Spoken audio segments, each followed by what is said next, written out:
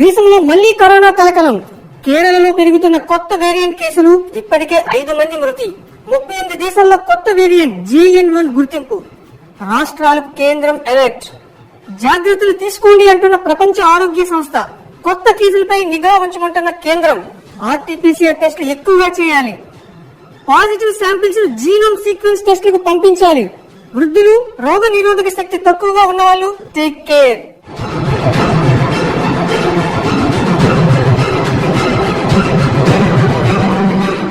మహమ్మారి మళ్లీ విరుచుకుపడుతుందా?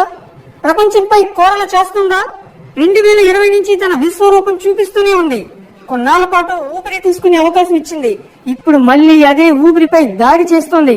కరోనా పేరు చెబితేనే వెన్నులో వణుకు పుట్టేలా ప్రపంచం వణికిపోయింది. మన దేశంలోనూ ఇది విజృంభించింది. ఒమిక్రాన్ BA 2.86 వంటి కేసుల ప్రభావం ఎలా ఉంటుందో దేశం చూసింది. ఇప్పుడు JN1 వేరియంట్ రూపంలో మళ్లీ పంజా విసురుతోంది. ఈ రకం కేసు సెప్టెంబర్ లో అమెరికాలో తొలిసారిగా బయటపడింది. తర్వాత ఈ సబ్ వేరియంట్ కేసులు చైనాలో 7 వెలుగు చూశాయి. దీంతో ఈ వేరియంట్ పెద్ద ఎత్తున ప్రజలపై ప్రభావం చూపించే ప్రమాదం ఉందని శాస్త్రవేత్తలు హెచ్చరిస్తున్నారు. అందుకే కేంద్రం కూడా అలర్ట్ అయింది. రాష్ట్రాలను అలర్ట్ చేసింది. RT-PCR టెస్టుల సంఖ్యను పెంచమంది. జీనోమ్ సీక్వెన్స్ టెస్టులు చేయాలంది. ఇదంతా ముందు జాగ్రత్త. అసలు దీని ప్రభావం ఏ మేరకు ఉంటుంది?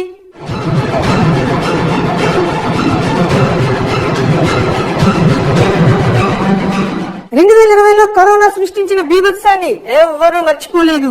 ఇప్పుడు కేరళలో నమోదైన కేసులు ఆందోళన కలిగిస్తున్నాయి. కేరళకు చెందిన 79 ఏళ్ల మహిళపై ఒమిక్రాన్ సబ్ వేరియంట్ BA 2.86 తో పాటు JN.1 అనే కొత్త వేరియంట్ కూడా ఎఫెక్ట్ చూపించిందని అర్థమవుతుంది. ఇది ప్రజలపై ఎక్కువగా ప్రభావం చూపిస్తున్నట్టుగా ఆరోగ్య మంత్రిత్వ శాఖ గుర్తించింది. అందుకే ఇప్పటికే రాష్ట్ర ప్రభుత్వాలు కూడా అలర్ట్ అయ్యాయి. 60 ఏళ్లు దాటిన వృద్ధులకు మాస్కులు మస్ట్ అని చెబుతున్నాయి.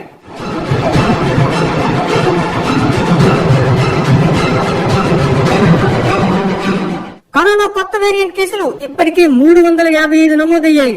దీనివల్ల దేశంలో 5 మంది చనిపోయారు. వీరిలో 4 కేరళ వాసులే. ఆ రాష్ట్ర ఆరోగ్య మంత్రి చెప్పిందని బట్టి చూస్తే ప్రస్తుతానికి అక్కడ పరిస్థితి అదుపులోనే ఉంది. కానీ రాబోయే కాలంలో పండుగలతో పాటు న్యూ ఇయర్ వేడుకలు కూడా ఉన్నాయి.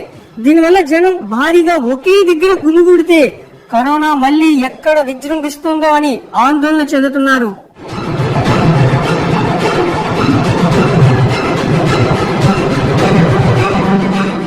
ఈ వేరియంట్ తో సమస్య ఏంటంటే ఎలాంటి లక్షణాలు పెద్దగా కనిపించవు. అందుకే ఇన్ఫెక్షన్ లేదనుకుంటారు. కానీ ఆ దశ నుంచి తీవ్రమైన వ్యాధిగా మారే ప్రమాదం ఉంది. ప్రపంచ ఆరోగ్య సంస్థ హెచ్చరిస్తోంది ఇదే. ఇప్పటికే ఈ సమస్యను అమెరికా, చైనా ఫేస్ చేస్తున్నాయి. దీనివల్ల సింగపూర్ కూడా మాస్కులు ఖచ్చితంగా ధరించాలని చెప్పింది.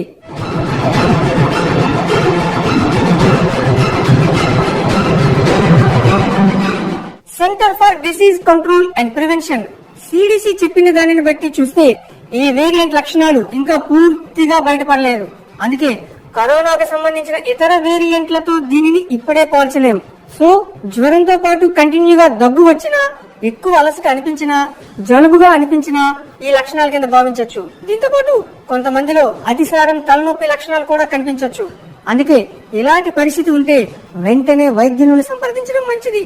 ప్రస్తుత లక్షణాలను బట్టి చూస్తే JN1 వేరియంట్ మనిషి రోగ నిరోధక వ్యవస్థ నుంచి ఈజీగా తప్పించుకోవచ్చు అంటున్నారు శాస్త్రవేత్తలు. దీని ప్రభావం ఎలా ఉంటుందని ఇప్పుడే చెప్పలేము.